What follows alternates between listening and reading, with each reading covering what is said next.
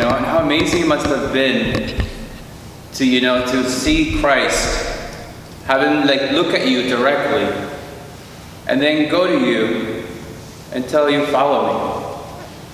Damn, that has got to be so amazing.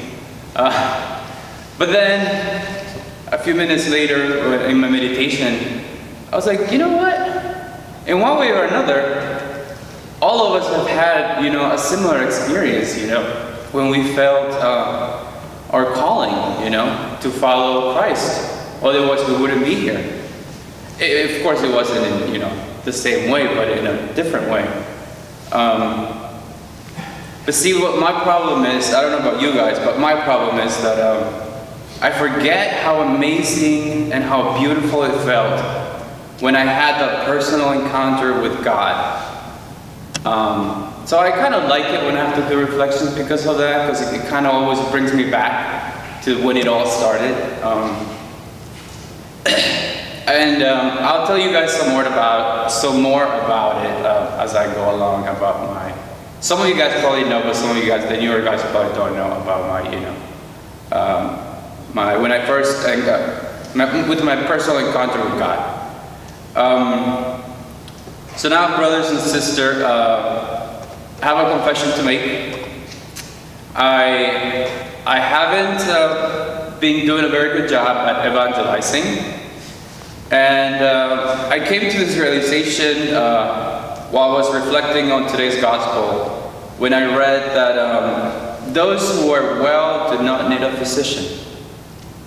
And then it just hit me that I hardly ever invite people to come to church with me, or I reach out to people that I see, even in my own family. People, that maybe they don't go to church as often, or for some reason I just say, maybe they're not interested, they're going to say no.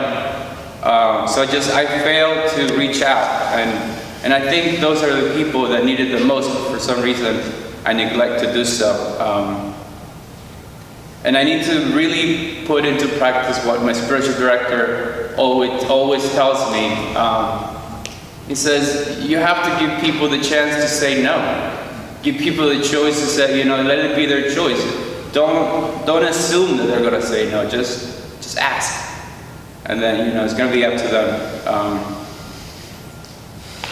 And see, by doing this, I'm missing an opportunity to bring Christ to people and also to get close to those people. So it's something that I'm going to try to work on going forward. I pray, brothers, that you don't have the same problem that I do. And I know many of you guys don't, because you guys are very outgoing. So that's kind of great. Because those that I have failed to reach out to, those are actually the ones that need Christ the most. Those people that don't have faith. People that are struggling in one way or another. But we just failed to reach out to them. And I also pray that I do this with the grace, and not in a judging manner, but with love and out of love, So that way they don't feel like because I think there's nothing worse than feeling like you're being preached to, But some people just have a wonderful way of doing things that, is from the heart. So I pray that I may reach that point.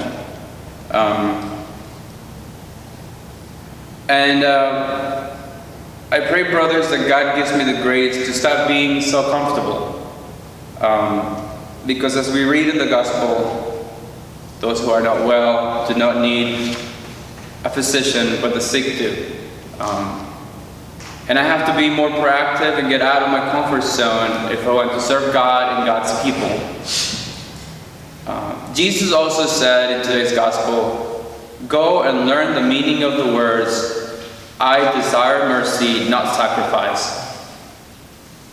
I did not come to call the righteous, but sinners. And thinking back, I would have saved myself so many headaches if I had known those words and taken them to heart when I was younger. And as many of you know, I really don't feel comfortable talking about myself. This is mainly because I'm afraid that it will turn into bragging about myself. So please forgive me if it turns into that. But mercy is something that I constantly pray for. I pray that I may be merciful and that I always be able to show mercy to all. This is probably because, as we read yesterday in Luke, that to whom a lot is given, a lot is forgiven, the more that person loves in return. And I couldn't help but to think back to my own conversion story. As beautiful as the experience felt, what really won me over and what drove me to want to give myself to God more and more was the fact that I didn't think that God loved me because of all the sins I had committed in my lifetime. But at that moment of my conversion, not only did I understand, but I knew without any doubt in my heart that God loved me as I was at that moment, with all my sins. I also knew that I needed to change the way I was living, and that desire wasn't out of guilt or shame, but it was out of love. I'm still not done. It's a long journey. I still have a long journey ahead of me, but it's an ongoing conversion, as you guys well know and see, because you live with me. God has given me so much, and I'm far from being perfect. I still have many flaws, but that desire to be the person that God wants me to be, to do His will, to be in communion with God, is still burning in me. I don't know about you brothers, but God has shown me mercy and love time and time again. And the least I can do is show and bring that same mercy and love to others.